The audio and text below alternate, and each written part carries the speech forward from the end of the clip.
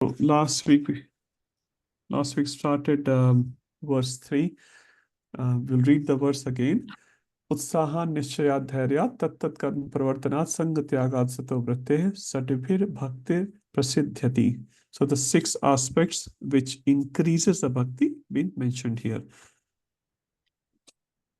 We did some mapping from verse 1 to 2 and verse 1 to 3. So if we don't follow 6 things, they lead us to destructive elements. And if we follow 6 things, they lead us to favorable items. And this was the map. I'm sure everyone will remember that. I'll quickly read it again. So Vacho, if we don't follow, it reads to Prajalpa. If we follow, it reads to Dhairyat. Manasaha, if we control the mind, if we don't control the mind, it leads to Prayasa, over endeavor. If we control it, it converts to conviction or Nishchaya. We'll talk about this today. If we don't control the Krodha, we end up rejecting rules and regulations. But if we do control the Krodha, it's very easy for us to follow rules and regulations. So it's exactly opposite, you can say. If we are able to control our jiva, the variety of items we want to eat, then we can follow Satovritte, follow the proper conduct based on our Acharya's guidelines. But if we don't do that, it may end up in lolya, some physical greed. Udaro, same, if you don't control, leads to Atyahara, overeating. Again, overeating refers to not overeating for the mouth or for the belly, overeating for all the senses. And if we do control, increases our utsaha, enthusiasm. Upasti, if we control, then we are able to avoid the bad association. But if we don't control, then we get into the bad association. We did that last week. Now, before we started the verse, Prabhupada has written a beautiful commentary, the introduction of this verse, of the 4th line, Shadbhir Bhakti Prasiddhyati. So Prabhupada wants to define what is bhakti first, before we get inside what increases the bhakti. So Prabhupada used 2 terms here in the first paragraph. Devotion service is not a matter of sentimental speculation or imaginative ecstasy. Anyone remembers what a sentimental speculation mean? Mayavad philosophy. Thank you, Prabhuji. Why? Can you relate it?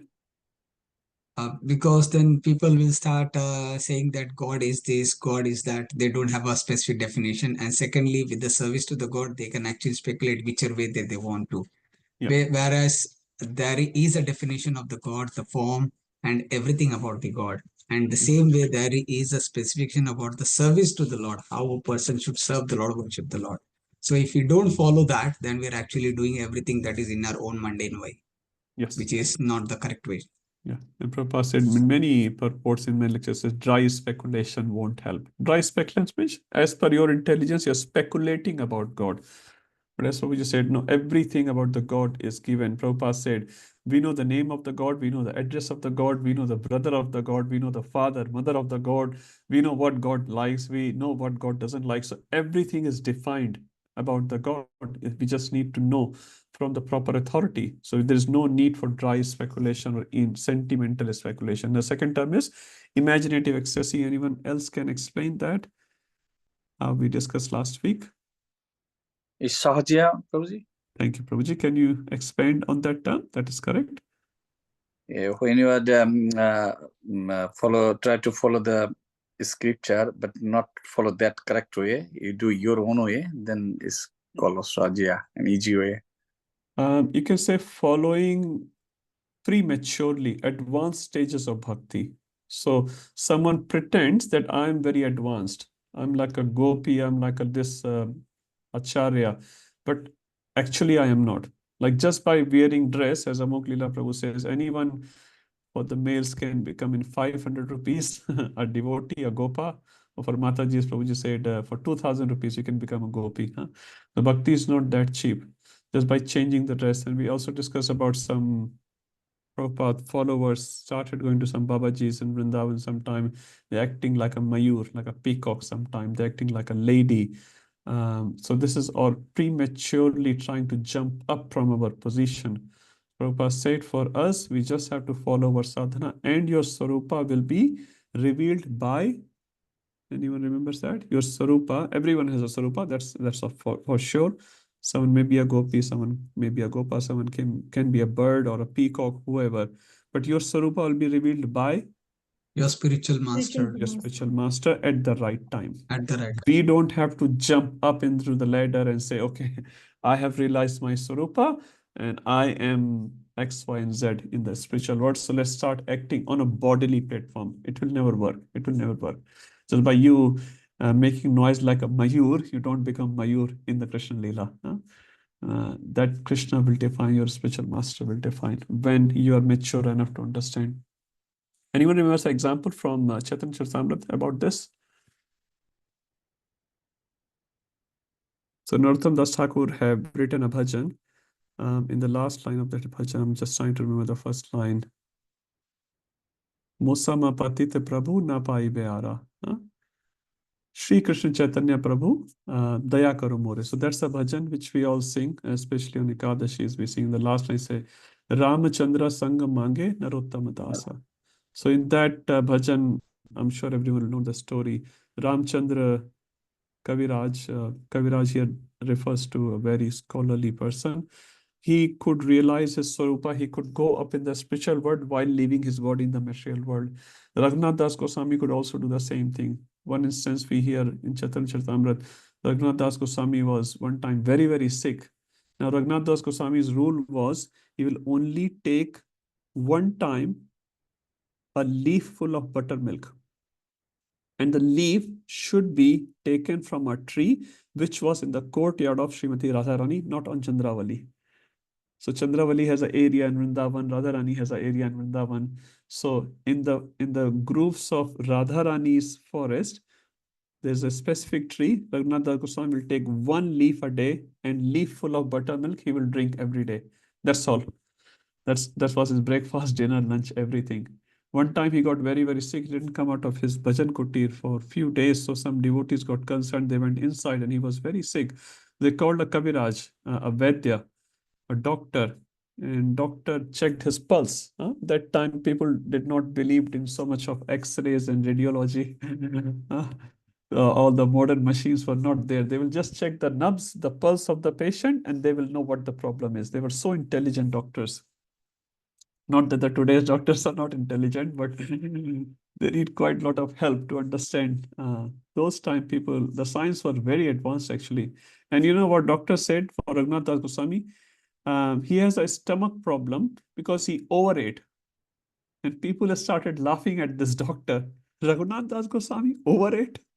He only drinks 1 cup of buttermilk every day.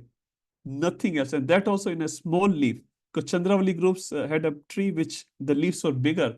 And Raghunath Das Goswami will deny if anyone gives a bigger quantity in Chandravali's forest leaves. So Raghunath Das Goswami, and people started laughing. Raghunath Das Goswami overate? But Raghunath Das Goswami raised his hand. He said, doctor is right. And he said, how come? You overate? He said, yes. Actually, 2 days ago, I went to the spiritual world and there was a feast being organized there. So in that feast, I overate. So by eating there in the spiritual world, his body got sick here.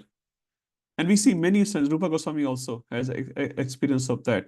Ramchandra Kaviraj. So many instances in Chaitanya Charitamrita we see. So they have these two Swarupas. Their Deha, which is in the material world, and there are Siddha Swarupa. So they can do all that. We cannot prematurely jump, and that will be known as Sahajya. Ujjwala Mataji, you have a question or comment? Yeah, Hare Krishna Prabhu. Yeah, regarding the Swarupa, when it is revealed by the spiritual master, I'm just curious about that. How does it happen? And it is like in the material world, of course, that person is completely qualified and is above the 3 modes, and the spiritual master reveals it. So can you explain a bit about that? So how does it really happen, and what happens to that person? What happens? So as I said, the example of Raghunath Das Goswami, so nothing happens externally to that person, but he starts accessing Krishna Leela. As we know, we have 4 stages in achieving to Krishna Leela: Nama, Rupa, Guna, Leela. So at the moment, most of us, at least I can say, we are in the Nama stage. We are trying to chant, and that also we chanting with offenses. So many Nama paras we do. So first we have to clarify this Nama stage very, very clearly. So from Nama, we will be able to see the Rupa, and from Rupa, we have we will be able to appreciate gunas of Krishna, and we are able to do first three nicely, then we are able to enter into Krishna Lila, who is still while having a physical deha in this material world.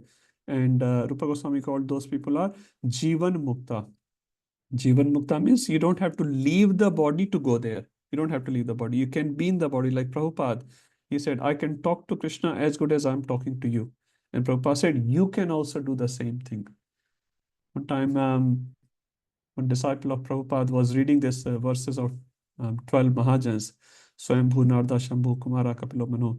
So he said, Prabhupada ji, he was just reading the verse. Prabhupada, the 12 Mahajans are 1, 2, 3, 1, 2, 3, 4, and like that, 12 Mahajans. And he said towards the end of the translation, he said, Prabhupada, you are the 13th Mahajan. And Prabhupada said, you can be 14th. You can be 14th.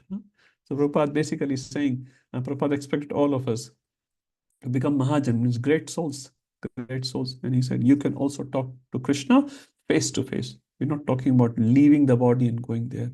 That is, that's a Mayavadi concept, which is also possible. But in this body also, Rupa Goswami called these people as Jivan Mukta. Is that okay, Mataji? Yeah, just one thing. While we are in this conditioned state, like the spiritual masters, sometimes they have thousands of disciples. So do they know the swarup of every devotee, or how does it work? Yeah, very nice question. It's a different topic, going to the spiritual master and disciple relation, but just a quick summary on that. Yes, principally means a guru-disciple relation. Guru, a spiritual master, is an eternal spiritual master. One time, Prabhupada said in his association of his disciple, he said, there is a ISKCON upstairs as well, like in a spiritual world also there's a ISKCON. So they were talking about ISKCON there and going back to Godhead, and Prabhupada said, no, we'll see you there as well. So some devotees asked Prabhupada, but how will we identify you? Because there you will be in your Sarupa, and Prabhupada has a Sarupa there, right? Which is fine. So Prabhupada, how will we recognize you once we arrive there? So Prabhupada said, don't worry about you recognizing me, I will recognize you. So what it means, basically, our spiritual master knows our Sarupa, and a spiritual master knows when it will be revealed, how it will be revealed. And one more sort of line we can add here, which my spiritual master said. He said, a spiritual master, see, no one knows everything except Krishna, right? But when we say spiritual master also knows, that means my spiritual master said, a spiritual master knows everything what is revealed by Krishna to him. So, for example, if a spiritual master needs to know about Ujjwala Mataji, so in your spiritual master's heart, Balramji will reveal that much knowledge which your spiritual master needs to know about you. In that sense, spiritual master knows everything, but only Krishna knows technically everything. So the spiritual master knows everything, and it's a tattva which we are talking rather than a specific personality here, which is eternal. So from that tattva perspective, guru-disciple relationship, yes, your guru will reveal your Sarupa. In which birth, when, where, how, and you will. One time Prabhupada was asked, how would we know that we are advancing? Prabhupada gave different answers at different points. One time he said, others will let you know if you're advancing. And one time he said, you will know yourself. An example he gave, when you take prasadam, you are very, very hungry, and Akhand Rasa Prabhu serves you prasadam, you eat 1 chapati, 2 chapati, 3 chapati, 4 chapati, and then he says, please take more, and you say, nahi, ho gaya, enough. So there is no certificate which needs to be given by an outside person to you that you are full, right? You yourself will know, yes, I'm done. If my usual diet is 3-4 chapatis, I take that much and I'm done. So Prabhupada said, you will know when you're advancing. So how it will happen, God knows, but yeah, it will happen. Once we are purified, we will know where our mistakes are. Our ego will be very little, sometimes no ego at all. And then we recognize, yes, this is the area where I need to improve. This is the very area I'm sort of okay. Is it okay? Okay. Thank you. Thank you, Mataji. Nice questions. Very deep. We'll read some more in Nectar of Devotion. Okay, let's move forward. So we read 2 terms, Mayavadi and Sahajiyas, and we have to, even devotees, all of us, we have to be very careful about it as well.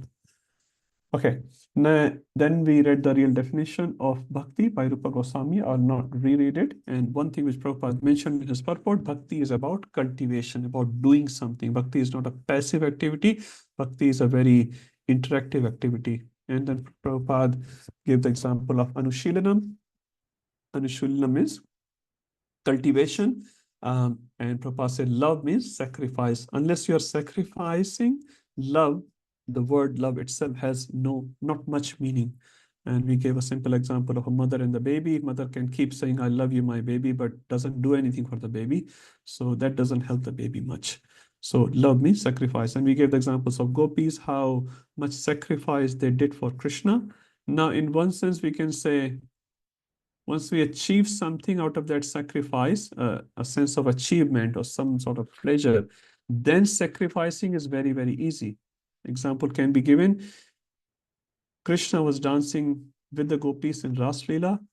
The number varies. Sometimes they say 10 billion gopis or something like large number, right? Okay, so in that situation, sacrificing other things of the world can be done relatively easily, when we are getting something out of that sacrifice, right? Because we are getting, but when you are not only not getting anything, but getting negative reactions on yourself for sacrificing, will you do that? No way.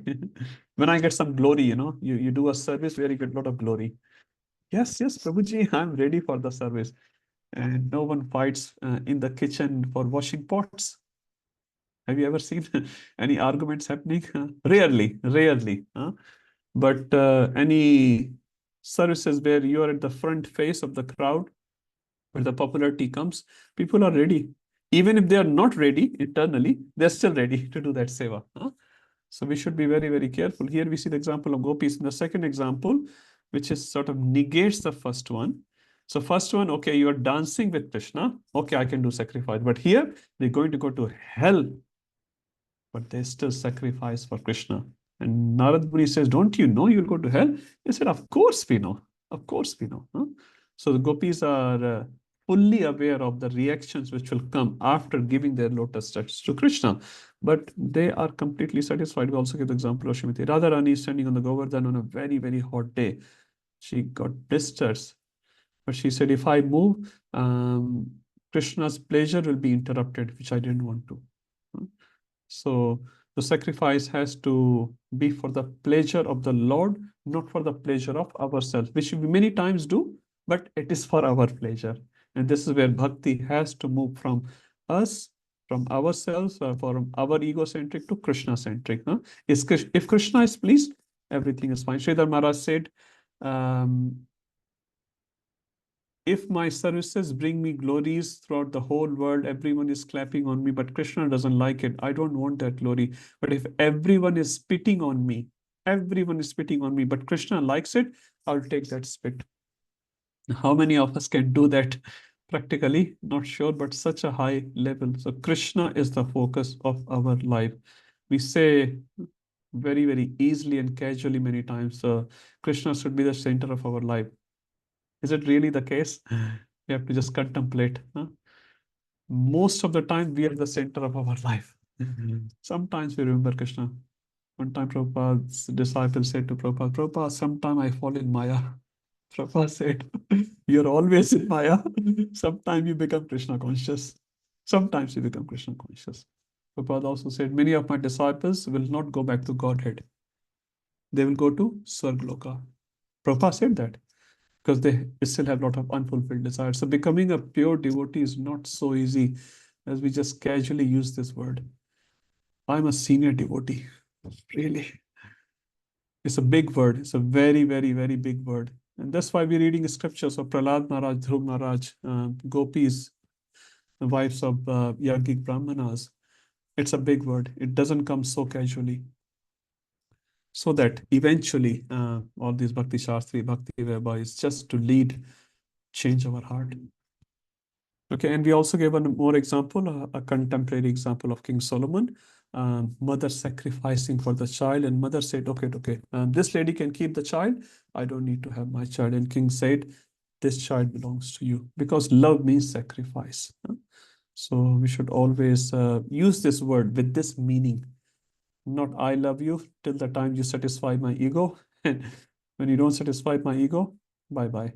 That's not love. It's very, very superficial.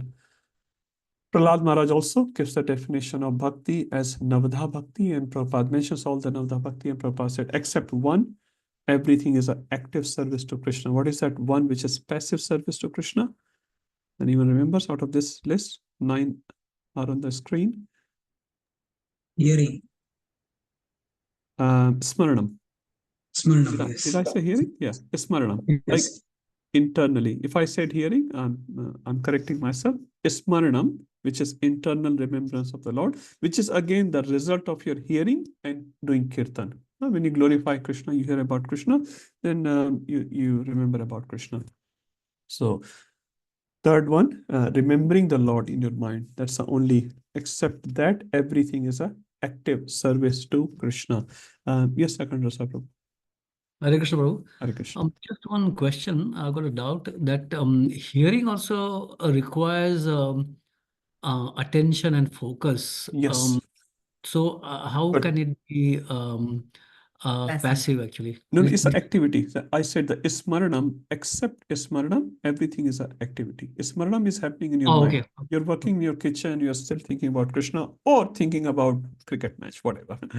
That's inside your mind. So hearing is an activity. So except the third one, everything is active devotional service. And we also, I think, discussed about the word Prabhupada translated bhakti as devotional service. What does devotion refers to and what does service refers to? Anyone? I think we discussed about it last week. It's external and internal. So devotion Yes. means remembering Krishna all the time, and service means physical activity to please Krishna's senses. Yeah. So devotion is internal, you can say, that internal gets expressed as external. So you see the advanced devotee do so much service. We can't do it. You invite a volunteer after half an hour or 1 hour, you will say, Prabhuji, ho gaya? And you say, Prabhuji, can you stay for half an hour? And he says, ho gaya, Prabhu? One time Gauranga Prabhu was making this joke when you reach to the gate of Golok Vrindavan. Sorry, it was Radhesham Prabhu. It was Radhesham Prabhu. So he said, when you reach to the gate of Golok Vrindavan, and they will ask, who are you? And you will say, I am Neeraj Joshi or whatever. Sorry, no Neeraj here. And he said, okay, go back. You don't even know your name. You're identifying your material bodily name. So go back. And then, okay, and then you'll say, okay, I'm so-and-so Das or Dasi. They'll say, okay, so what are you doing here? I'm just here to see sightseeing of Vaikuntha Loka. They'll say, go back. You're here for holidays? Nahi chalega, you cannot visit Vaikuntha Loka as a holiday resort. You can't do that. You still don't have that extreme desire, eagerness to be in a Vaikuntha Loka. They will say, go back. Okay, I'm going to here permanently. And then they will ask, so how long you will be here? You will say 1 week or 2 weeks. They will say, go back. So as far as we are putting some duration in our service, how long I have to go to Mangala Arti to become dear to Krishna? 1 year, 2 year, 3 year? Someone asks, so how long I have to chant for? That's it, finish. So as soon as we put duration on the seva, also Prabhu calls someone for the seva. I said, Prabhu, kitna der? Can you give me in and out time as well? And also Prabhu will say, it's just a rough estimate. And sometimes devotee call for half an hour, they end up being 8 hours of seva. But devotees enjoy doing the seva. They don't put a avadhi. And again, there's a transition. It doesn't happen overnight. But eventually you love Krishna so much that you don't want to leave Krishna. And that's why it is ahetuki apratihata. So apratihata means uninterrupted. My special master said once, many times, we are doing ahetuki seva to Krishna. Many times. We don't have any hetu. Krishna will give me this or that. But he's saying you are not doing apratihata seva. You're not doing uninterrupted seva. And that's why you're not so enthusiastic. So you have to do as much as possible uninterrupted seva to Krishna, and then you'll see you're so enthusiastic about doing it. So nice. You say, because you do and then you drop, you do and you drop, you do and you drop. So what happens? Oh, eventually, like you lit a fire and you put some water. You lit a fire, put some water, lit a fire, put some water. So what will happen? The fire will not lit properly. If you just increase the fire constantly, you'll see the fire is so much, and all the kama, all the desires, material desire, they will just burn in that agni of seva, of that desire. But that doesn't happen because we are putting water, somehow or other. So that has to stop. Again, it happens slowly as we advance. Then the last thing Prabhupada said, approaching a spiritual master for hearing that knowledge, that what the reality is. I'll not read that. This line is really nice. One should always act for Krishna. So as I said many times, we are self-centered. Even in devotional activity, we are self-centered. And Prabhupada is saying we should become Krishna-centered. Krishnartha Akhila Chesta. We should do Akhila Chesta. Many times we do Akhila Chesta. Akhila Chesta means full endeavor for earning money, for earning fame, for having some material possessions. We do so much chesta, so much endeavor. But for Krishna, we have to do 16 rounds, too much. 32 rounds. Oh, really? 32 rounds? And if you increase from there, people just start getting a heart attack. Why? Prabhupada said, yesterday only someone posted a Prabhupada little letter in VSS, said 16 is the minimum. Kirtaniya Sadahari. Kirtan should be carry on all the time. But 16 is the minimum, like a kid. Okay, you have to do this much, but it has to continue. It should not stop there. My Guru Maharaj said, real bhakti starts from 17th round. He said that. Because 17th, you have not taken a vow for it. So he said, real bhakti starts from 17th. So if you love Krishna, some extra rounds, Guru Maharaj said, some extra rounds should be done. It's really nice. 16 because you have taken a vow. You are fulfilling your duty. So bhakti starts from 17. It doesn't mean there is no bhakti in 16 rounds. That's not the meaning is. The meaning is this is love. This is love. This is not a transaction. Yes, I've signed a contract with my spiritual master in front of Radha Gopinath. I have to chant 16 rounds. Very nice. But after that, every time Guru Maharaj, when devotees will take a vow, 16 rounds, Guru Maharaj says, minimum 16. That word minimum is important, not maximum 16. So I was saying, I think if you cross 40, you should be chanting, 32 rounds. After 50, 48 rounds. After 60, 64 rounds. That makes sense. So if you are in any one of these categories, under 40, okay. So as you're increasing toward Vanaprastha, we should prepare. And Prabhupada said 99% of devotional advancement will come from chanting the holy name of the Lord. Hare Nam, Hare Nam, Hare Nam, Eva Kevalam. Kala Nastev, Nastev, Nastev Veteranita. Kali Kale Nam Rupe Krishna Avatar. The Kali Kal Nam Rup. Krishna has taken avatar in the form of name. So chant, chant, chant. But we say can't. Anyway, we do chant, but yeah, we have to increase our services.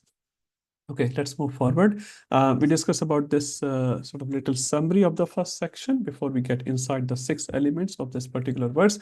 So Prabhupada is writing, what is the impetus of bhakti? In that Prabhupada said, what is not bhakti? So we said Mayavadi or Sahajya Pravritti is not bhakti. What is bhakti? Anya Vilashta Shunyam, that is bhakti. How to perform bhakti? Prahlad Maharaj definition, Navada bhakti.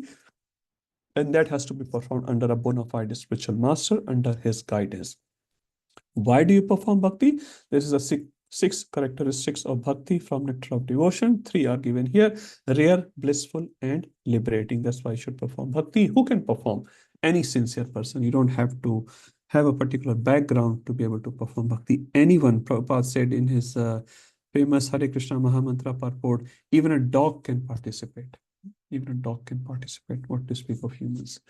Where to perform? ISKCON. Prabhupada said, as outside people have Chamber of Commerce, where they talk about commerce, commercial things, economic things. So we have the Center for Devotion. So all the people who are interested in advancing their Krishna consciousness, they get together and they do some kirtan in different forms and shapes. So ISKCON is an organization where you can do this.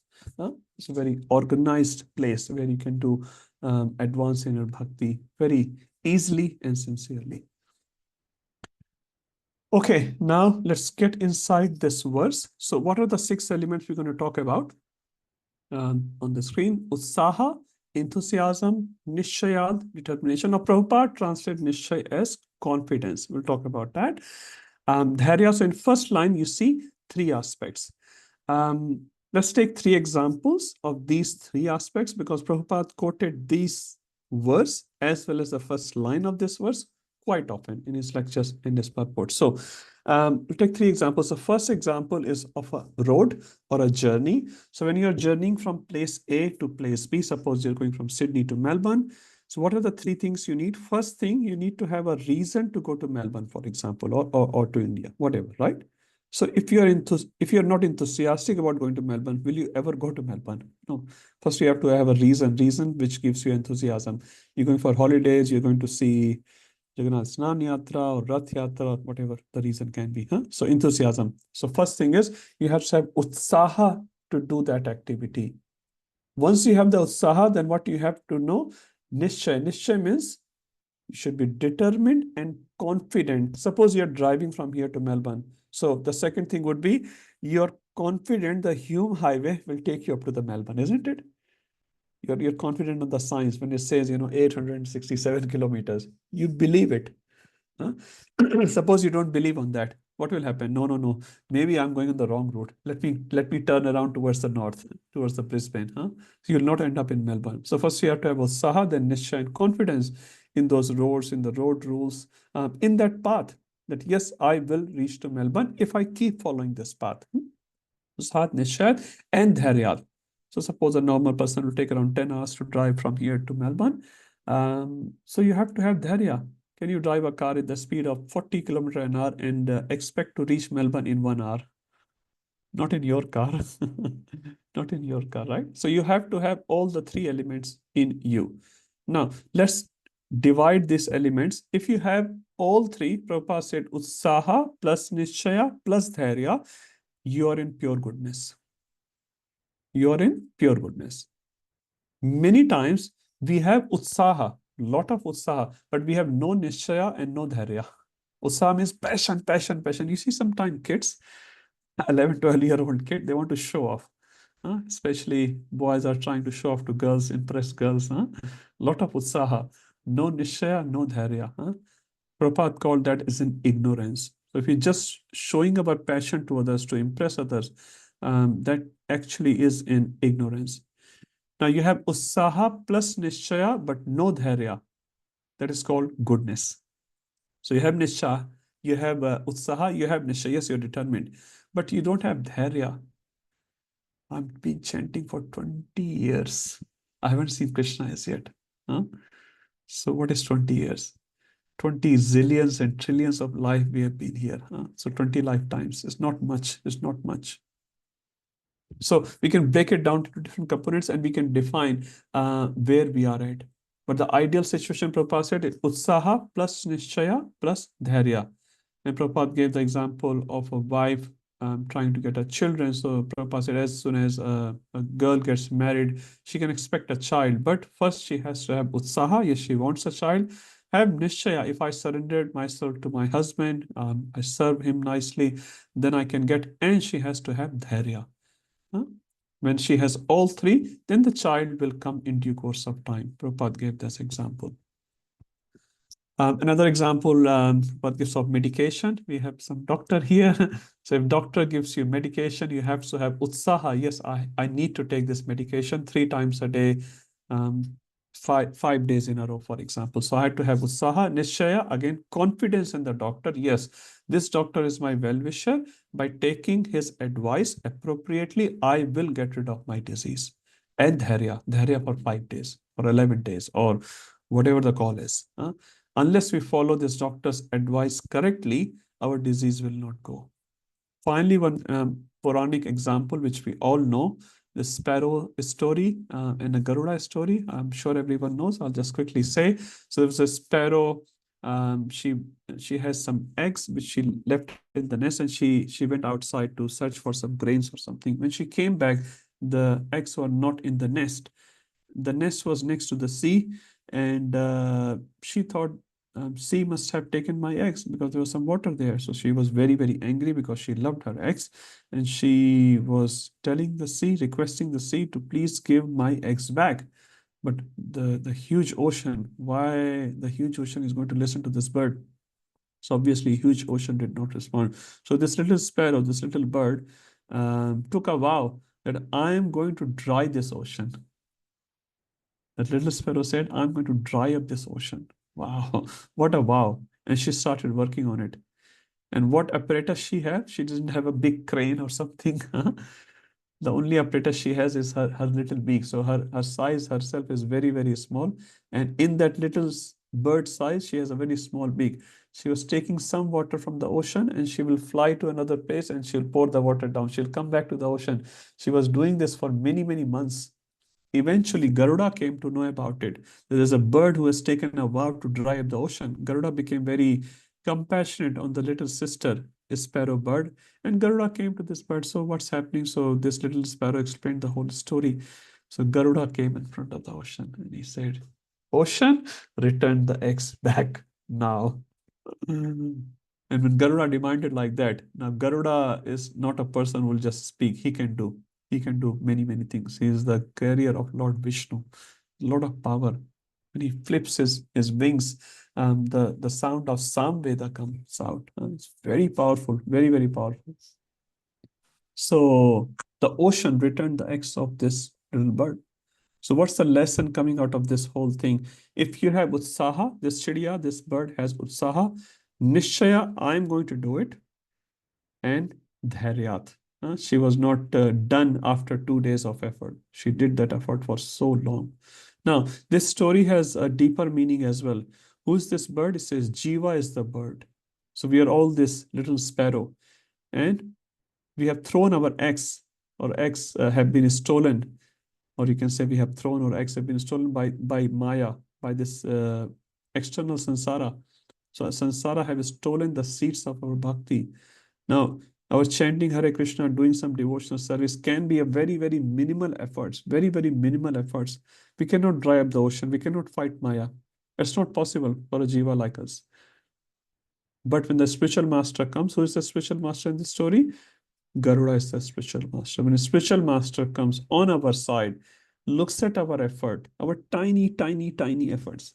Guru Maharaj said, when you die, when you leave your body, how many Govardhan Parikramas you have done, that will not count. How many Nirjala Ekadashis you have done, that will not count. These are all very minimal things. I'm sorry to say that. I'm just repeating the word, very minimal things. And they will weigh very, very low in front of that scale, which is needed for us to fulfill to go back to Godhead. If the qualification needed is 100%, now all our things will bind up like a drop. We said, when Prabhupada will come in our case, he is a scorned devotee, then you will be taken back. So Prabhupada or our spiritual master, they are our main strength. These efforts on their own value very little on their own. But when they are done for the pleasure of a spiritual master or Prabhupada, then they count a lot, because Prabhupada is taking guarantee for that. Because we are doing effort, whatever minimal we do for Prabhupada. Prabhupada said, oh, you're working for me, I'll take it. Prabhupada takes that responsibility. So it's beautiful. That's why we should never, ever think of doing devotional service in loneliness, because we can't make it on our own. You may think that you are advancing, but like Bharat Maharaj, slowly, it says fall down doesn't happen in one day. And then fall down, again, the definition of fall down can be many, many. But in whatever sense you take, doesn't happen on day one. Bhakti Rasayan Maharaj, he gave a class in Sydney. I still remember the principle of it at least. You know the Nama Prad which we read every day after Mangala Aarti, 10 Nama Prad. And what's the 11th Nama Prad? Anyone remembers? Chanting inattentively. Inattentively. Thank you, Mataji. So Maharaj started the class from the 11th offense. He started from there. And he said, what's the first offense? Okay, what's the first offense? First one. Mohit Prabhu. Blaspheming the citing. devotees. Blaspheming the devotees, right? So Maharaj explained, no one likes to do that. Okay, many times many devotees do that as well, but generally we try to avoid that aparadha. We don't criticize devotee, we don't blaspheme devotees, because we know the consequences will be too much. We can't handle those consequences. But we start from 11th offense. inattentive chanting. And he said from 11th, you come down to 10, from 10 to 9, 9 to 8, 8 to 7, and eventually you blaspheme your guru, you don't follow the instructions of your guru, then you blaspheme the demigods, and then you blaspheme the devotees of Krishna who have dedicated their lives in preaching the glories of the holy name. Basically, you blaspheme pure devotees as well. So it starts from 11, goes to 1. I was very impressed with the class. So fall down is a step-by-step process. It doesn't happen overnight. Overnight, you will not blaspheme devotees. I have read blasphemy about many senior devotees in front of our eyes today. So they are doing it, but it didn't start on day 1. So we have to be very careful how we are chanting, because our inattentive chanting may lead to that first one eventually, and it might be too late. Okay, Prasannatma Prabhu, you were saying something. Prabhu, just had a question. Like, these three, Utsaha, Nishya, Dhairya, on a day-to-day, we don't consciously do that. We just do our service. Like, I was just thinking of myself. I never thought of all these things, but I do the service. Yes. But during the service, we get all these things. I Yes. don't know. Nishya, Yeah. like, enthusiasm, everything. As you go on doing, you get it. So, Yeah. So it's true, it's a cycle. It's not like one thing given to you 100% and that's it, nothing more needs to be given. So our Utsaha is growing every day. I think last week we discussed about the Utsaha. I'll repeat that again. How do we get Utsaha in anything? Anyone remembers? Last week we discussed about it. How do we get Utsaha for doing anything, even mundane? From the sense of pleasure which comes out of doing that activity. Suppose children are very fond of playing football, hockey, cricket, whatever, right? They're very enthusiastic. When you ask them to read Bhagavad Gita, Mama, it's very boring. You ask them to chant Hare Krishna. Oh, Krishna, I've chanted 2 rounds. 2 rounds I've done. So that feels like, doing a parikrama for Govardhan or something. But if you ask them to play for 4 hours, no problem. After 4th hour, you say, please come back home. And they say, no, I can still play on. So why? Because of the sense of pleasure. And similarly, some people are very enthusiastic about earning money, earning degrees. And we're talking about Atyahar, right? They are enthusiastic because they want to fulfill some of their needs, internal or external. So Saha comes from out of sense of pleasure. So whatever gives you pleasure, you will be very enthusiastic about it. Now, if that pleasure comes out of the devotional service, that is the best. Because that's a permanent utsaha you're getting. That's a permanent fuel in your car. It's never going to get diminished. So if you keep performing devotional service, uninterrupted devotions, what will happen? Your utsaha is increasing. And as your utsaha increases, suppose you played the cricket, I'm giving a mundane example, right? And you put 1 6 and the second 6 and the third 6. Will you have utsaha in the fourth ball to hit the 6 again? Yes or no? Yes, right? But if you get clean bowled in the first ball of this bowler, will you have Utsaha again to go in front of that bowler? You'll be very careful, isn't it?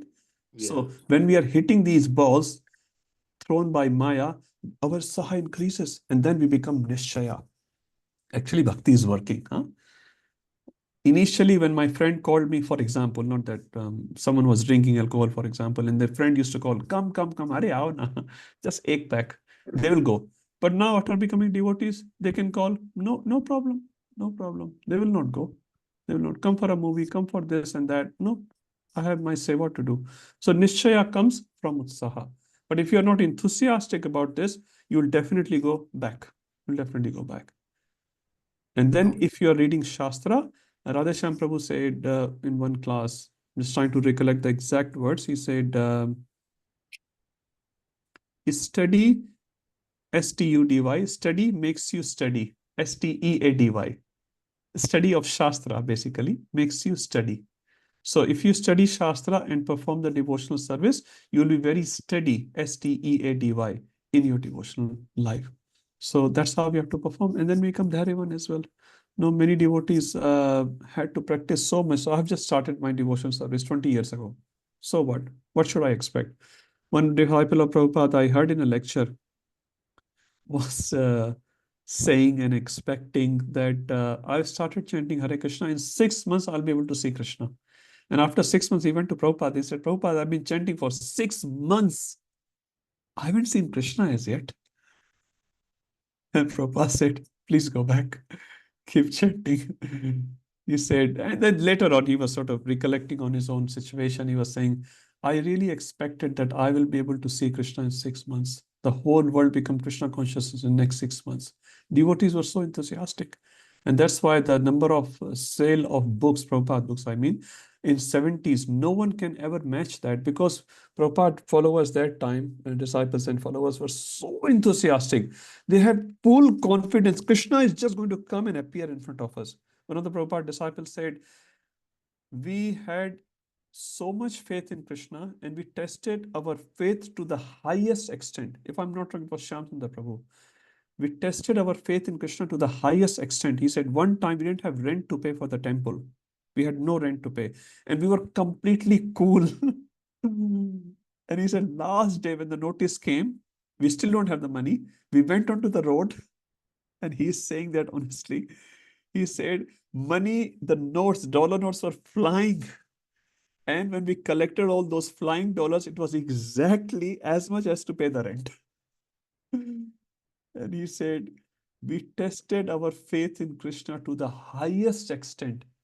And he was saying, right now, Vyascon sometimes feel low enthusiasm because we don't have faith in Krishna in the process in Prabhupada. We are in our comfort zone. We want everything to be done as per our intelligence and plans. In those times, devotees were working super hard. They said, oh, Krishna will do it. Krishna will do it. Krishna did it many times. So this devotee was saying, yeah, when we collected the dollar notes, it was exactly as much as to pay the rent. Now, you may not believe this, but it's one of the Prabhupada disciples explaining it. It may sound very magical. This is how it is. Okay, I can see. Okay, Prabhu. Okay, Hare Krishna. Sorry, Prabhu, if I went a long way. No, it's like, okay, Does it Prabhu. help?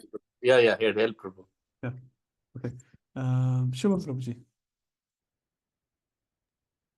Hare Krishna, Vijay. Thank you. Prabhu, please bear with me as I ask this question. So in Madhurya Kadambini, we come across Bhajan Kriya, and under Bhajan Kriya, there is two, Anishtata Bhajan Kriya and Nishtata Bhajan Kriya.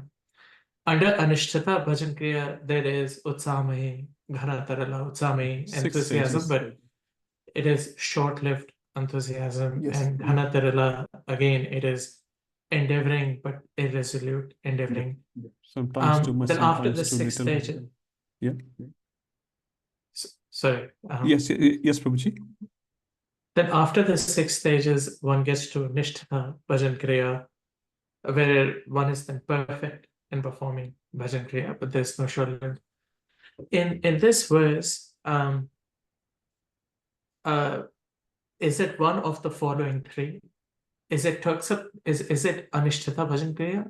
Is this Nishtata Bhajan Kriya, or it's like a journey that if you were to do Utsaha Nishtaya Dhairya, then you will Sadbhi Bhakti Prasiddhati, then you will get to sort of a perfection of Towards Nishtha Bhakti. Yes, Prabhuji. So your Towards- second one is the correct. So this is the principle which we are talking about in performing our bhajan.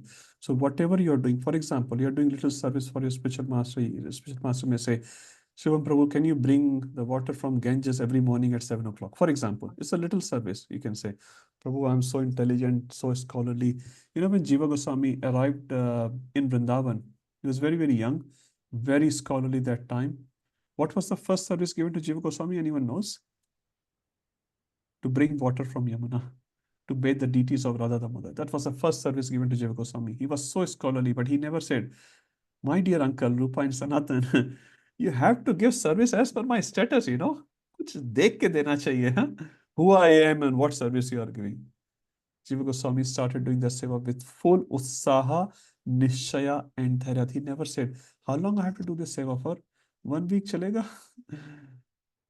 No. But while doing that seva, he had personal darshan of Krishna, just because he was bringing the water as given by his spiritual master.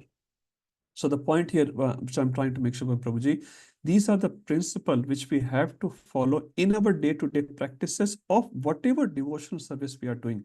Whether it can be a chanting, it can be deity worship, it can be serving deities in the temple, cutting vegetables in the kitchen, cleaning the bathroom of Krishna's temple. So whatever services, looking after your own house, as Krishna's temple. So if we take this principle in our devotional practices on a daily basis, it will lead to that Nishtha Bhakti which we are aspiring for. Is that okay? Yeah. Yes, thank you. Thank you. Yeah, and if we don't do that, Anishtita Bhakti will happen. Ghantarla. One day I chant 64 rounds, next day I chant 4 rounds, and after that, too much ho gaya. I was serving Mahaprasadam in the temple to some crowd, a general crowd, and one so-called devotee was also there. So I said, Prabhuji, aap mat lijiye. You don't take it. It has grains in it. Today's Ekadashi. He said, yeah, give me. I've followed enough Ekadashi now.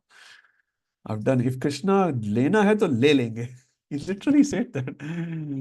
I've done so much bhajan. If Krishna wants to take me, he will definitely take me.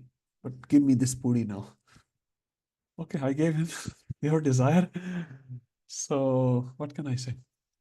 So there is devotee never feels it. Mother will never say, Beta, you're 2-year-old now. Janaki, grandmother says, you are what, 1.5 year, you're too big. I've done enough services to you. Janaki, no more from tomorrow. Janaki will just look at the Dadi. What? She'll cry again. Dadi will pick her up again. Huh? So a mother never feels like too much. Huh? Any mother here who feels like too much? They may be tired sometime and they say too much, and the next moment they will go back to, बच्चा कहाँ चला गया? दिख नहीं रहा है. If bacha is jumping too much, they'll say, कभी तो शांति से बैठा करो. And he doesn't make any noise. Mother will say, अरे आज घर में शांति बहुत है. There's so much peace in the house. Huh? Where is my kid? My kid doesn't behave like this. There must be something wrong with my kid. When he's jumping too much, mother is saying something wrong. When he's not jumping, mother is saying something wrong. Mother is always concerned about the kid. Huh? That's what the definition of love is. Okay, let's move forward. So this example of a sparrow is really, really nice. So we may be very, very tiny in our singular efforts, but when we do the same efforts under the guidance of spiritual master, totally for his pleasure, then what happens? Spiritual master takes over that activity of defeating the ocean. We don't have to do that, and we can't do it. And when spiritual master, Garuda, comes in our life, success is sure. Now it will be our stupidness to not have faith in our spiritual master. पता नहीं लेके जाएंगे कि नहीं जाएंगे. Not sure if he is able to take me back to Godhead. Then we are not so wise. We are not so wise. Obviously, we have to do due diligence. We have to do all that. What's that course? Disciple course, ISKCON disciple course, for example. People are doing it, and you should do it, because that tells you many, many things. Then you have more faith in your spiritual master in that process. And then Radhesham Prabhu said, going back to Godhead actually is very easy. And His Holiness Gopal Krishna Maharaj also said, going back to Godhead is very easy. Just follow 4 rector principles, chant Hare Krishna without offenses, and go back to Godhead. They are like just going and buying, potato or something. But you can see their faith. And do we have that faith? We are doing it. Do we have that faith? Does Maharaj have so much faith? And this is how he can distribute the faith in others. Because we don't have it, we can't distribute in others. We speak for 1 hour, no one listens to us.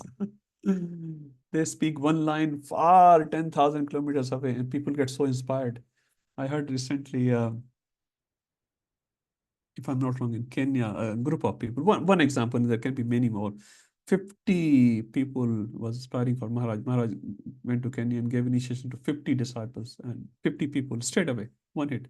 Never seen them in their, physically seen them in their life. So this is the impact of their purity.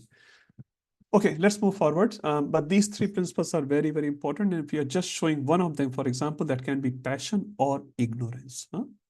As I said, the example of Usaha, many times we have Usaha or many other things. So everything has to line up, Usaha, Nishya, Dharya, then you are working on the platform which is desirable in Bhakti. Okay, we discussed about, I'll just read the definition again by Prabhupada, endeavor executed with intelligence. So cheshta, endeavor is very, very important, but endeavor has to be supported by our intelligence given by Krishna. And one of the meaning of enthusiasm is also creativity, how creative you are. Many people say organize hall programs, and in hall program they do so many nice dramas, kids activity, chanting, Abhishek. I'm remembering Woman Kshetra hall program, right? So all these creative activities come because devotees are very, very enthusiastic. Also, one meaning, I think His Holiness Radhanath Maharaj said of Utsaha means, how do you measure Utsaha? So he said, if you're jumping in the kirtan up and down, that's one symptom of Utsaha. That's not complete Utsaha, right?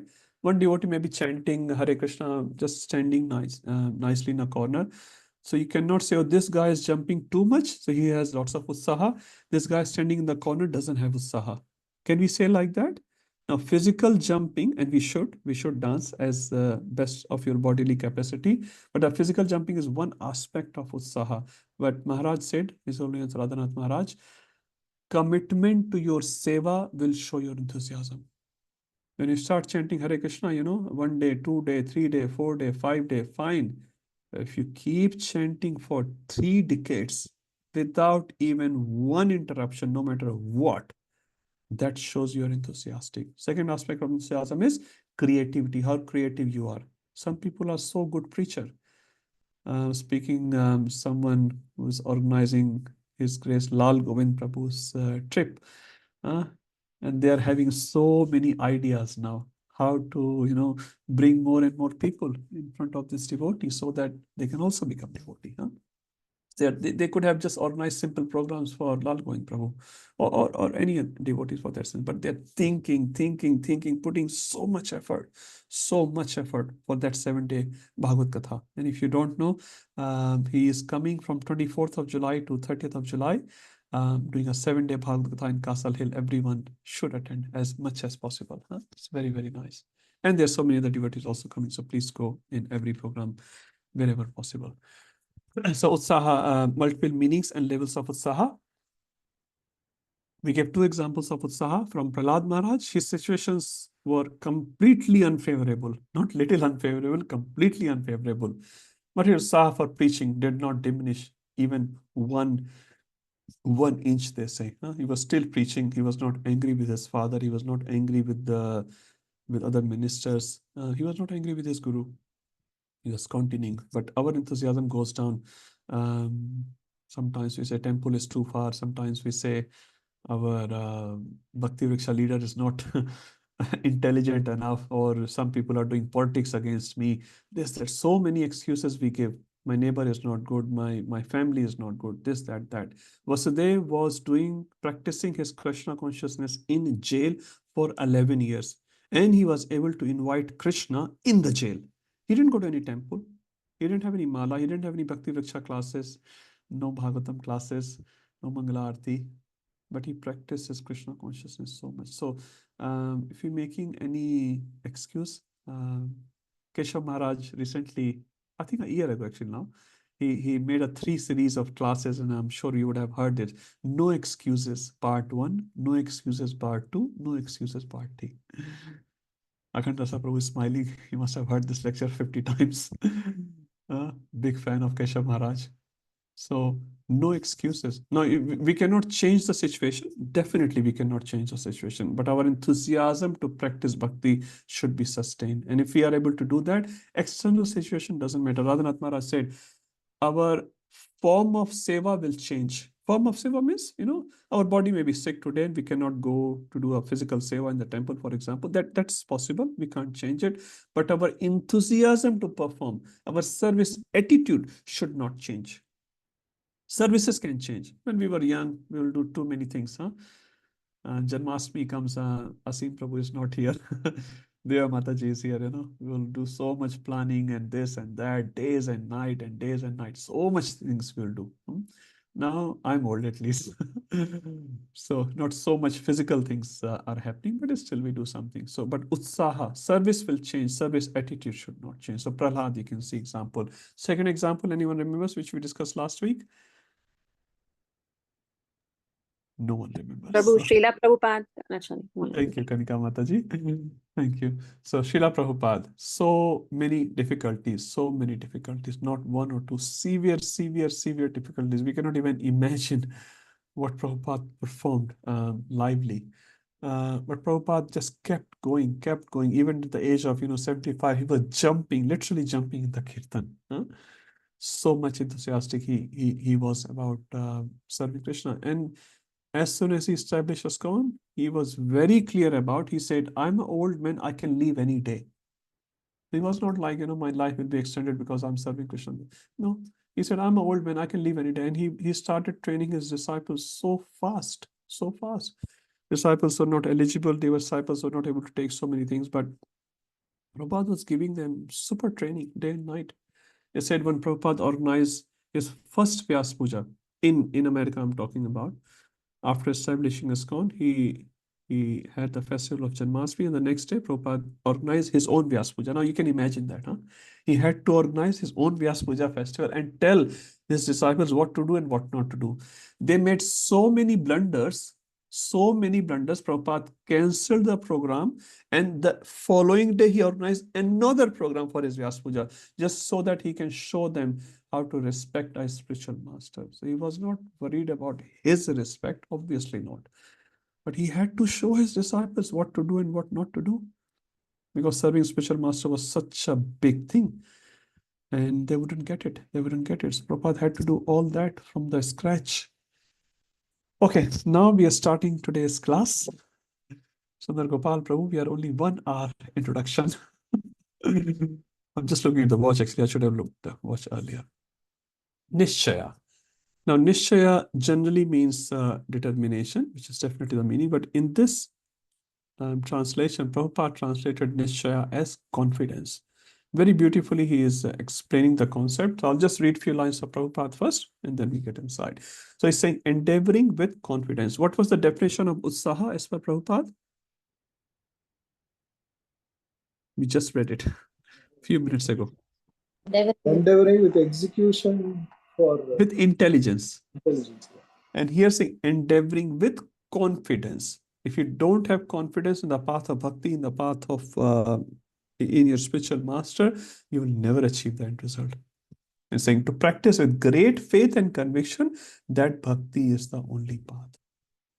Prabhupada said successful execution of Krishna consciousness activities require both patience and confidence if you want success. Similarly, in devotional service, surrender means that one has to become confident. Devotee thinks, Avashya Rakshibe Krishna. This is the line by Bhaktivinoda Thakur.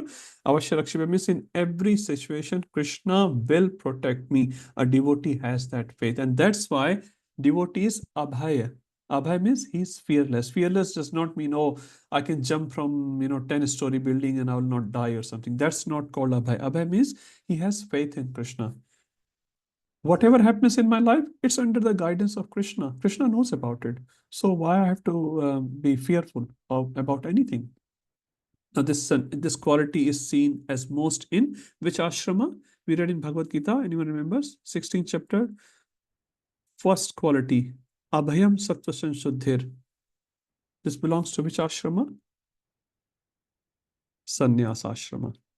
So it doesn't mean other ashramas doesn't have to be fearless, but we see this quality highest expressed in sannyasa. A sannyasi is completely fearless. It says in the book written by Gopal Bhatta Goswami, a sannyasi, okay, in a Vedic sense I'm talking, not in a modern sense, in a Vedic sense I have to add that.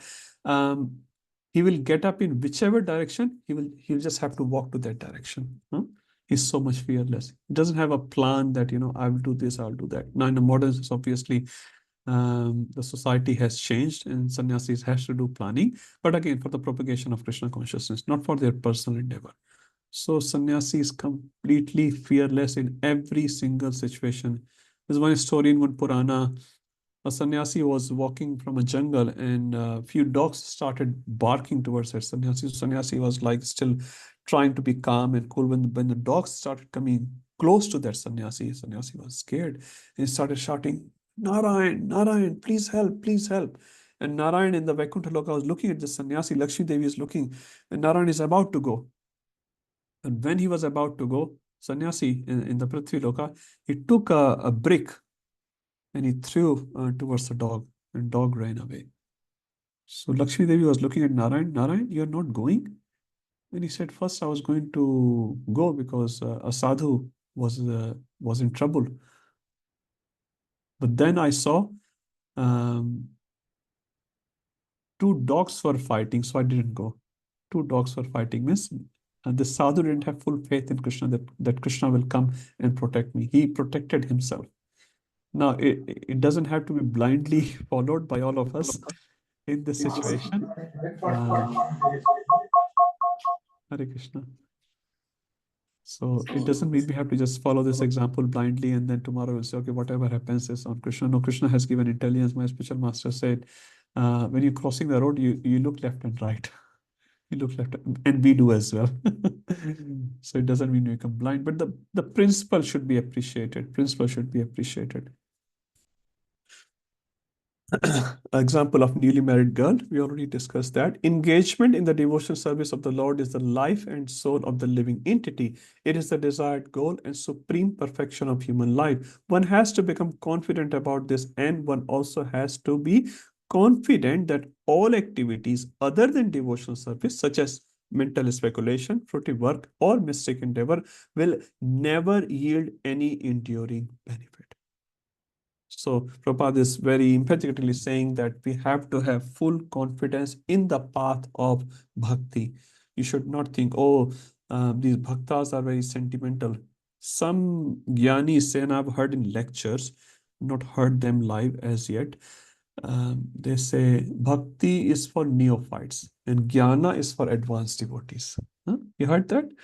Bhakti is for you're sentimentalist, you're worshipping deity, you're feeding deity, you're changing. It's very nice, but it's for neophytes. When you become advanced, you don't need all this. You can just think about that light, merging into that light.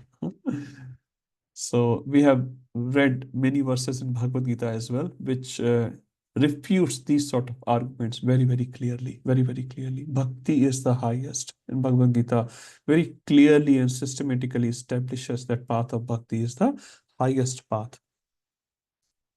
Complete confidence in the path of devotional service will enable one to attain his desired goal. But attempting to follow other paths will only succeed in one becoming restless. In the 7th canto of Srimad Bhagavatam, it is stated one must be calmly convinced that those who have given up devotional service, so those who have given up devotional service to engage in severe austerities for other purposes are not purified in their minds, despite their advanced austerities, because they have no information of the transcendental loving service of the Lord. So even Bhagavatam is very clearly saying, if you have left the path of bhakti and engage in severe austerities, your mind is not purified as it. And Chaitanya Charitamrita Madhya 22:62, Chaitanya Mahaprabhu speaking this one to Sanatana Goswami, Shraddha Shabde Vishwas Kahe Shudrada Nishaya Krishna Bhakti Kaile Sarva Karm Krat Hoya. What does Shraddha mean? What does faith mean? If I do service to Krishna, Sarva Karm Krat Hoya. I have done everything. I don't need to perform anything else. Anything else. I don't have to please this demigod and please this politician and that politician. No, I don't have to do anything. There's a famous Bhagavatam verse. If you surrender to Mukunda 100%, you're out of all the 6 debts, which apply to all living entities. We all have these 6 debts. But if you surrender completely to Mukunda, then you're not indebted to your family, to your society, to the demigods, to the sages. Mukunda will take care of everything.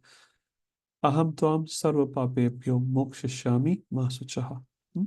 I will. Abhayam sarvada tasmai dadami etad vratam mama. Lord Ram said, I will give you fearless. This is my vow. So you'll not have fear from demigod, from any social activities, from any adhyatmic activities, adi devik, adi bhautik, adhyatmic. These kleshas will not be able to make you suffer at all, because Lord Ram, Krishna, is your protector. Okay, now let's take some examples. So this is a chart given based on Prabhupada purports. So let's take some examples. I like examples so that we can understand. So we'll take 6 categories. The first one you can say is of karmis. Karmis have faith, definitely not in God, but in other aspects. And they organize, Prabhupada said, United Nations. And you can see some pictures here. They have big, big meetings, but where they're ending up, Prabhupada said, if United Nations were successful, which was established in 1945. I don't know how many nations were there. If anyone knows, I don't. You can tell me. Anyway, there are n number of nations in 1945 when United Nations was established. Now, Prabhupada said, if United Nations were successful in uniting the nations, why the numbers in United Nations, number of nations in UN has increased, isn't it? If there are 50 nations in 1945, in 2022 we are seeing 80 flags. Prabhupada said, why is that? That means United Nations is not successful, because that's what the purpose was. Nations are united. They are not united. They're increasing with all the advancement, so-called advancement of the world. You know how crazy the world is. I heard in a lecture in India only, there are 370 people committing suicide on a daily basis in India alone. And these are the number of reported suicides. That means every 4 minutes, one person is committing suicide, which has been reported. The actual figure can be double or triple. So if you say that, since the time we have started this class in 90 minutes, at least 15 to 20 people have committed suicide in India alone, not to speak of the whole world. And we are very advanced. Gauranga Prabhu said in 2025 or 26, Reader's Digest facts, India will be number one country in the world in young people committing suicides. You can imagine. This is where our advancement is leading us to. So if the world is advancing, why people are so unhappy? Mental disorders, mental anxiety disease are world number one disease now. In the previous century, it was AIDS and cancer, but now mental anxieties, they are the number one world disease. I think every third medication which is sold is related to mental health care. So if this is advancement, karmis are advancing. So what's happening? That's not advancement. That's definitely not advancement. Okay, some people are higher than that. They don't try to do these meetings and going to politicians, but they go to the demigods. So demigod worshippers are the second category. They have faith in Shani ki puja kara lenge, Mangal ki puja. Huh? With all due respect, demigods, they are also devotees of Krishna. But what do they get? Antavantu phalam tesham. Anta, their anta, whatever they get in the end is antavantu phalam tesham. The phala given by demigods are very temporary and very tiny, very, very tiny. There's one analogy given in one Purana that if you offer a demigod, you know, bale phal, anyone knows bale phal? Many people know. I don't know what you call in English. It has a very hard skin, and inside you get some pulp on which you make bale sharbat. Go to Vrindavan. Apple, apple. Huh? Wood apple, they call it. Wood apple. Wood apple. Okay. Okay. Here we are. So in Puran, it says if you offer a bale phal to the demigod, they give you result equivalent to a mustard seed, rai ka dana. So if you offer a bale phal, what you get? Rai ka dana. But in Krishna's service, if you offer a rai ka dana, he gives you like a Sumeru Parvat. If you offer one mustard seed to Krishna, how much he returns back? A mountain as big as Sumeru Parvat. That means unlimited results Krishna gives. But the only thing is, he tests you a little bit. He makes you be patient. And if you're not patient, then you cannot serve Krishna. But he purifies you. He purifies you. Dhrumara said to Krishna when he appeared, I was looking for the broken pieces of glasses, but now after seeing you, I have no desire to achieve any kingdom or anything like that. It's internally, he doesn't have any desire anymore. Gajendra initially said, save me, but later on he said, it doesn't matter. It doesn't matter. So initially we may have some mixed desires, which is fine. But as you perform devotional service, all these mixed desires will get purified. So demigod worshipper, they also don't get much. If you're doing severe tapasya, you name Hiranyakashipu, Brahmaji said, no one has ever done tapasya like you. It's written in Bhagavatam. Brahmaji said that. No one has ever done. Ravan cut his own heads. It's very difficult. Very, very, very difficult. Vrakasur cutting his own flesh. Doing all these things. Where did they get to? It says, Hiranyakashipu did tapasya for 60,000 years. Some say 36,000, some say 60,000. Whatever the number is. 36,000, even if you take the lower number. 36,000 years of tapasya. And how long he could rule, anyone knows? 5 years. Panchvarshiya Yojana. He could only run his government. Not only the government was broken, he himself was broken. Imagine how much tapasya he did just to get 5 years. And that 5 years also, he was in so much trouble. So much trouble. All constant anxiety. Ravan, so much. He said, Ravan cut his 10 heads to get a kingdom which Vibhishan got only by bowing down towards Lord Ram. He bowed down only once, and Lord Ram said, okay, Lankapati. Just imagine how kind our Krishna, our Lord Ram is, how kind they are. We don't have to do severe austerities, and we don't need to do. We don't need to do. All we have to chant Hare Krishna nicely, and that also we find it very difficult. Oh my God, 16 rounds. Ekadashi, 32 rounds. Oh my God. No, we should look forward. When is the next Ekadashi? When is the next Ekadashi? I want to have Ekadashi.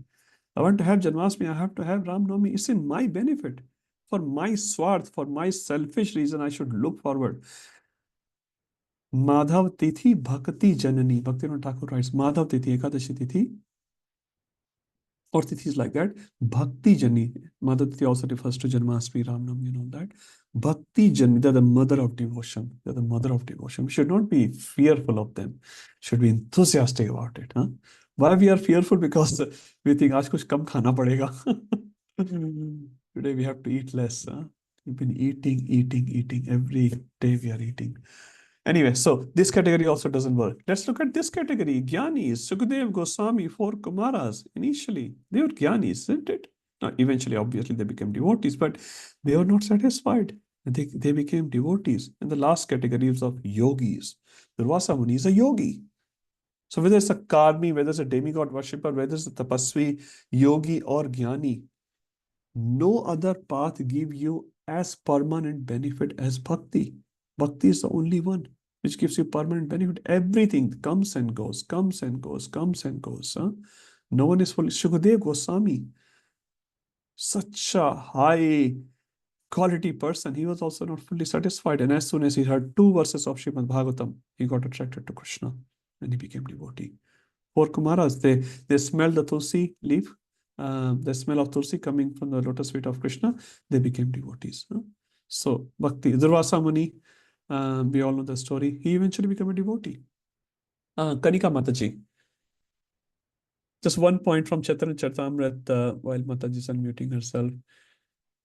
Bhukti Mukti Siddhi Kami Sakale Ashant Krishna Bhakta Nishkam Ataiv Shanta. So Krishna Bhakta is the only shant. Everyone is in anxiety. Everyone is in anxiety. This whole world is just crazy. Krishna Bhakta Nishkam Ataiv Shanta. He doesn't have any personal kamna. So he's shant, no problem. Whatever Krishna does is for my benefit. I have full faith in Krishna. Yes, Mataji. Prabhu, I just needed clarity which you have given because आपने यहाँ पे no confidence in other paths लिखा था. So because all of these people have confidence in the path that they were doing. तो निश्चय तो था ना उनको, मतलब they had faith. Yes. In it, or for तो. But we can see by reading them, they shouldn't have faith. And that's one of the reasons we are reading Srimad Bhagavatam. What mistakes these personalities, big personalities, they are not small. So we should not go down to that path. It says if Hiranyakashipu failed, Ravan failed, will our material plans be successful? Ravan is an extreme example, but he did lot of successes. He won a lot of trophies. So Prabhu, not the faith, it's having the right faith. Right faith in the path of bhakti. Bhakti is the only thing which will give me eternal benefit in the lotus feet of the Lord. No other path, no matter how attractive they look like. A bhakta sitting in Mayapur, I'm remembering Gaur Kishore Das Babuji Maharaj or Jagannath Das Babuji Maharaj, just by sitting, one person sitting in an extreme part of Mayapur, Navadip, can make wonders on a universal level. That's how much Shakti a bhakta has. Because he's a bhakta. That's why his chanting, the whole world can be saved. Because that one pure devotee chanting for us, I may be a complete rascal, but if devotee chants for me, I can change. I can change. I can be saved. A devotee prayed. In the story of Durvasa Muni even rejected by Krishna. Amrish Maharaj prayed to Sudarshan, if I have done ever any service which had pleased Krishna, leave this Brahman. Then Sudarshan left. So we should not underestimate the sadhus who are sitting in Vrindavan and doing bhajan for the whole world. We read in Srimad Bhagavatam, Naimisharanya sadhus were doing bhajan for the people of Kali Yuga. It's written. They're not doing bhajan for themselves. They're doing bhajan and yajna for the benefit of Kali Yuga Jivas, because Kali Yuga Jivas will have no interest in doing any bhajan whatsoever. And that's why we read 1.1. Prayan Alpurisha Sabhya Kalav Asmin Yuga Jana Manda Sambandha Matyo Mand Bhaghi Upadrataha. We have no interest. So by mercy of those devotees, we are sitting here not because we were very great, because of Prabhupada or other devotees we are here. Is that okay, Mataji? Ji, Prabhu. Thank you, Prabhu. Okay. Jai Dharma Prabhu.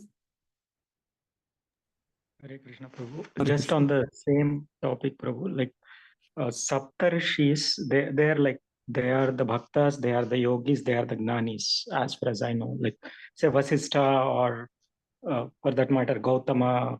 All so they have all the qualities, right? I mean, they are not just, we can't categorize them into one, only bhaktas or only But they are primarily gyanis. devotees. Agastya Muni, Vishwamitra, Vasishtha. They are the guru of Lord Ram. For example, Lord Ram goes to Gautam Rishi, Lord Ram goes to Agastya Rishi, Lord Ram goes to Vasishtha Muni, Lord Ram goes to Vishwamitra Muni. They're all devotees. Now, they may had some past instances where they're not primarily acted as a devotee, but they are devotees. Like Durvasa Muni said, after this instance, which we are seeing on the screen, he became a devotee. And that's where the story comes in other Puranas, where Krishna sent a meal for Durvasa Muni. I'm sure you would know this story. Krishna sent a meal for Durvasa Muni. So gopis were having lots of eatable items, and Krishna says, Durvasa Muni has come to Vrindavan. Can you please take this meal for Durvasa Muni? And gopis said, surely we can do that. But there's a Jamuna on the way. How do we cross Jamuna?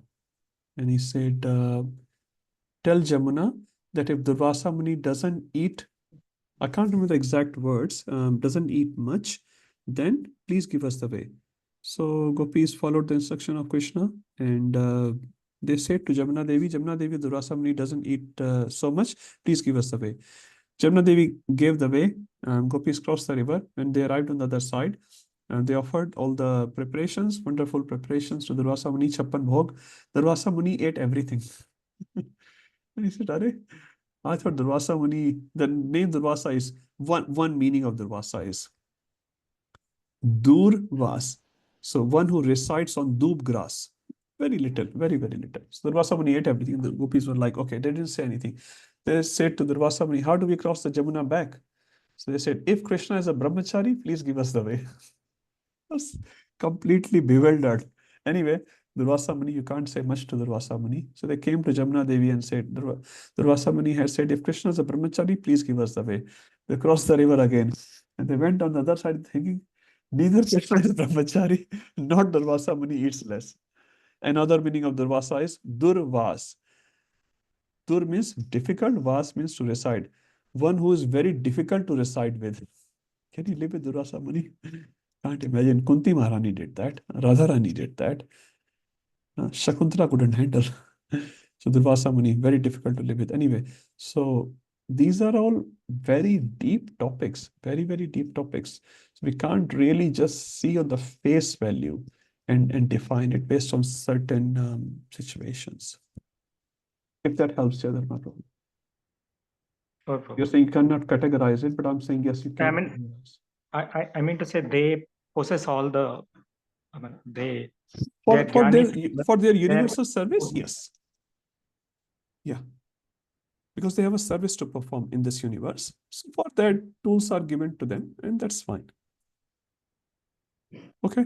Let's move forward. So no confidence in other parts. So basically, this slide is to show us, and this is again based on Prabhupada's purport here, which we can see on the left-hand side. We should not have faith. And these are some examples why we should not have faith in that person. This is what Bhagavatam is enlightening us. confidence only in bhakti. Now you can see a little slide here, which is again based on Prabhupada purport. So Nishchayat, confidence only in bhakti. 6 P's are there. I'll not read everything, it may take a lot of time. Perfection, protection, profit, powerful, productive, pure. So bhakti, you can say there are 6 P's in bhakti. Very, very perfect path, very protective path. No one ever falls down in bhakti. Now they may pause for a while, like Bharat Maharaj, for example. He never fall. No, he restarted again. Profitable, unlimited, eternal profit bhakti gives. Very, very powerful. Neha vikarma shosti pratyavayana. Swalpam apayasa. Even if you do a small devotion, Ajamil chanted one name of Krishna. So powerful, productive. It produces the outcome which yayatma suprasidati. It satisfies your soul, not just the body. It satisfies body as well. Huh? Whenever we go to a devotee program, so it is over satisfied with the body, huh? So much nice program, nice kirtan, nice prasad, everything so nice. And it's pure. No other path is as pure as bhakti. Everywhere there's some selfish desire is there. Bhakti is very, very pure. Let's take some examples. We already read the example of this sparrow. Dhruv Maharaj had full confidence in the words of Narad Muni. When Narad Muni initially was testing Dhruv Maharaj, he said, Dhruv, you are just 5-year-old boy. You want kingdom? Let's go to Tanpad. I'll get you half kingdom right now. Tanpad is my disciple. I'll just tell him, he'll give you. And he said, Narad Muni, if you can show me the way to Narayan or Vishnu, show me the way, otherwise don't waste my time. He said that actually. He said to Narad Muni, don't waste my time. Huh? And Narad Muni thought, yeah, he's a serious one. Huh? He's a serious disciple. And then gave him mantra. Then Dhruva never questioned Narad Muni. How long, where to go, what to do, why are you telling me these many services, why are you doing this? He exceeded in his service. Prabhupada exceeded in his service to his spiritual master. Dhruva, same thing. That's why he achieved Krishna in 6 months' time. He had full confidence in the path. Om Namo Bhagavate Vasudevaya. This is the mantra given by his spiritual master, and that's it. I'm looking at Nam Avatar Prabhu. Mantra given by spiritual master. That's it. Huh? His name itself is very purifying. Not the others' names are not purifying. Just he's in the center of my screen at this topic. Huh? Faith in a spiritual master's words. My spiritual master said once, even if a spiritual master is joking, you should not take that joke as a joke. My spiritual master said, one-to-one conversation.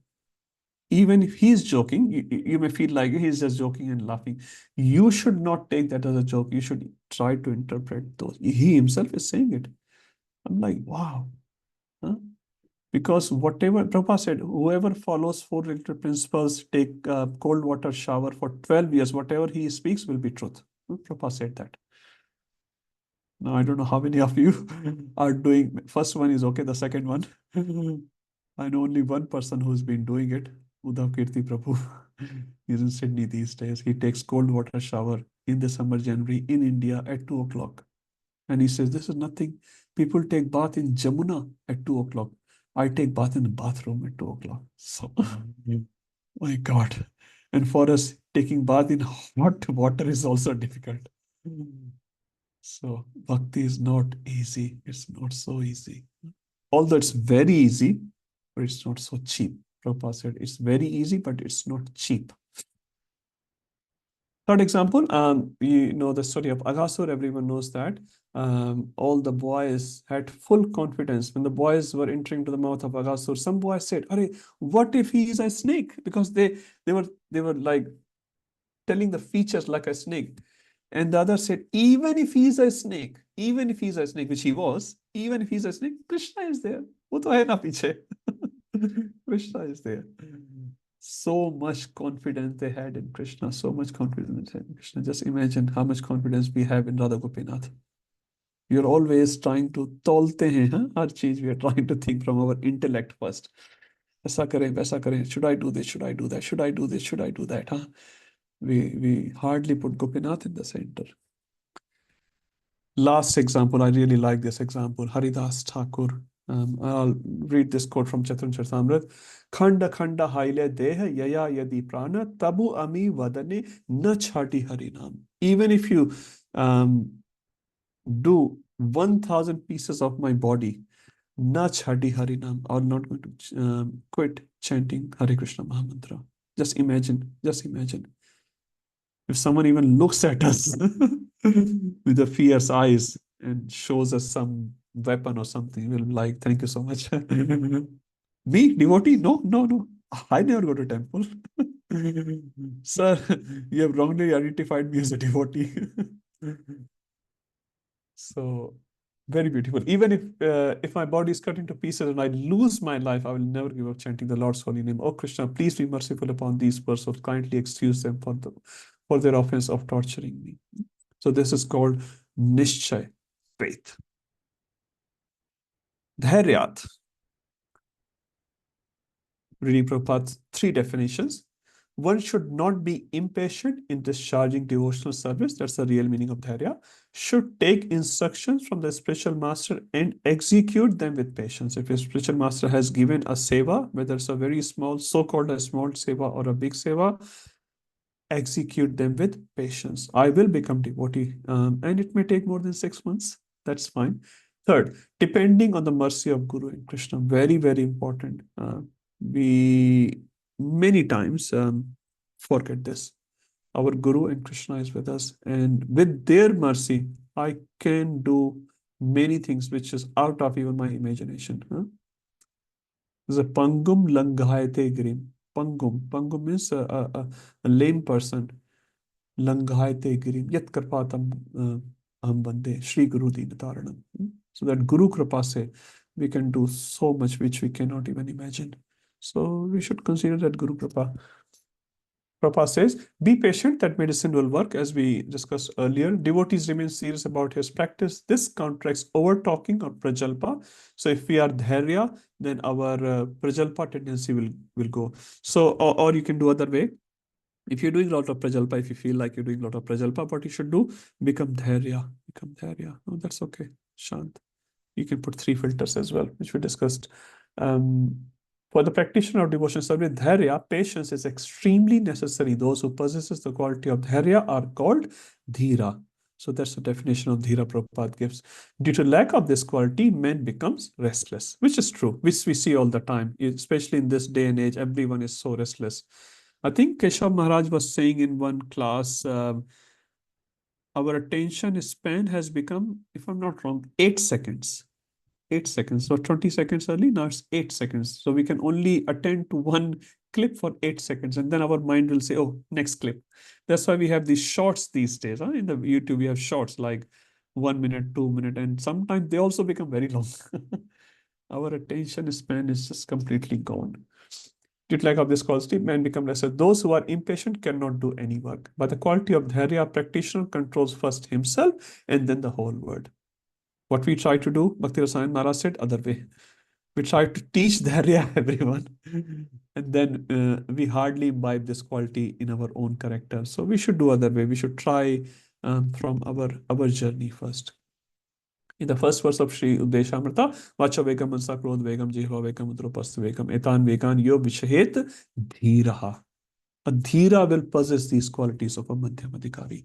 Okay, quickly 2 examples. Who is this in the picture? Everyone knows that. Shabri, she was waiting for Krishna for many, many years. She was in late 80s. Now Avatar Prabhu is giving a number as well. Please say a little loudly. 38 years, Prabhu. 38? Okay. I heard it was like 80 something. It was more, Prabhu. It was more than 60. Yeah, it was around 80 years or something she was waiting. Since the time the spiritual master left, Matanga Rishi left. Anyway, numbers doesn't matter, but the point here is for so many years, every day she was worshipping Lord Ram, the same enthusiasm. Her enthusiasm did not go down, and she had full faith in the words of her spiritual master. My Guru Maharaj has said, Lord Ram will come, he will come. He will come. So, such a nice example of Shabri Mata. Prabhupada. So much dhairya he had. Prabhupada said in his own words, when I opened ISKCON, we were not getting so much success. Not many people were coming, but we executed this movement very patiently. Prabhupada said that. And so many souls Krishna sent later on. So we should also become very dhairyavan. But dhairyavan without any usaha, will that work? Like, I don't have to go to Mangla Arati, I don't have to chant 16 rounds. I'm very Dhairyavan. That is ignorance, as I said earlier. Huh? Only Dhairya is ignorance. Only Utsaha is passion. So you should not do only Utsaha or only Dhairya. Utsaha with Nishchay and Dhairya, that's the pure goodness platform which we are looking forward to. Tat tat karma pravartanat. Tat means those activities which will help.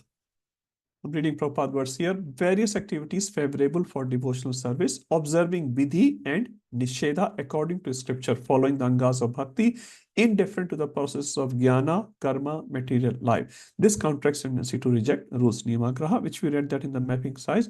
Neglect of regulatory principle will destroy devotional service. Prabhupada very strongly said, do not neglect rules and regulations. Do not neglect your rounds. Huh? It's okay not to chant today. No, it's not okay. I've left 4 rounds. I'll do it tomorrow. No, it's not okay. Prabhupada once said, one time Prabhupada was asked by someone, when can I not come to Mangla Arati? You know what the response Prabhupada gave? Now Prabhupada having a big smile. What was the response of Prabhupada? He said, when can I not come to Mangla Arati? And Prabhupada said, when you are dead.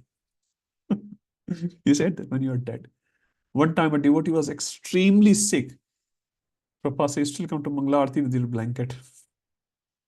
You still come to Mangla Arati with your blanket. You must see Krishna in the morning. That's how much he emphasized on this thing. Some activities you can see, doing kirtan with your family, distributing books, and doing different activities for the pleasure of Krishna. Machita matgata prana bodhyanta parasparam. So Krishna's devotee is always engaged in those activities. Prabhupada, Rath Yatra, Haridas Thakur chanting, or going on Harinam. All these activities are called Tat Karma Pravartana. So those activities which will help us to go forward. Sangha Tyagat. It's only 3 minutes left. I will not start. This is a big topic actually. Sangha Tyagat is a big topic. I'll probably stop here because we cannot cover in 3 minutes. No way. Any questions I can take if there's anyone? Fully satisfied or nothing went inside? No problem. Okay, so Sundar Gopal Prabhu, I'll give it to you for any announcements. Thank you, Prabhu. Hare Krishna. So first announcement is about next class. So we won't be having a class next Wednesday as mentioned before. So we will have the next class on 17th, which will be a regular class, but then we will decide on to when can we have a makeup class, whether it's going to be sometime in August. Can we decide now for the 24th? We can have on 23rd. That's okay with everyone because otherwise it will just be lingering here and there. So 24th we definitely don't have a class, and the reason is His Grace Lal Govind Prabhu is starting his Bhagavad Katha. So what I was thinking, we can have a class on 23rd, which is Tuesday, if that works for most, just for one off. If it's not okay, please raise your hand, and that's fine. We are discussing as a family. Okay, so most of you looks okay for 23rd Tuesday. Okay, so we'll have 17th regular class and 23rd. So Sundar Gopal Prabhu, one topic done. Yeah. Next one. Okay, the next one is actually the class that we had before last week, which was on the 19th of June. Unfortunately, we could not capture the attendance. So whosoever was not able to attend the class and have listened to the YouTube recording or is planning to do that, can you please send me a message separately? And also send if you have attended the class. Just one line message to Prabhuji. That will be Okay, nice. just send me a message if you have attended or if you haven't. Yeah. And if you don't hear from you, that means you haven't. Keep it simple. So we apologize. That day we couldn't take the attendance. So our apology. Anything else from anyone? Okay. If not, have a good long 2 weeks. Lord Bhakti Shastri class. There are many visitor guests, sannyasis are here. Please attend to their programs and classes and uplift your enthusiasm with them. Prabhu, next week, other than 10th, is there no other date which we can have, or is it? No, Prabhuji. Unfortunately, we can't have it here. Yeah. Okay, so we'll have Rath Yatra. 17th and then 23rd. Prabhu will publish in the Gopal Prabhuji. And August also we have some Janmashtami and Radhashtami also coming, so we'll decide closer to those festivals. Yeah. Okay. Hare Krishna. Srila Prabhupada ki jai. Drop instruction ki jai. Srila Rupa Goswami ki jai. Gaur Premanande. Hari Hari Bol. Hari Hari. Hare Krishna.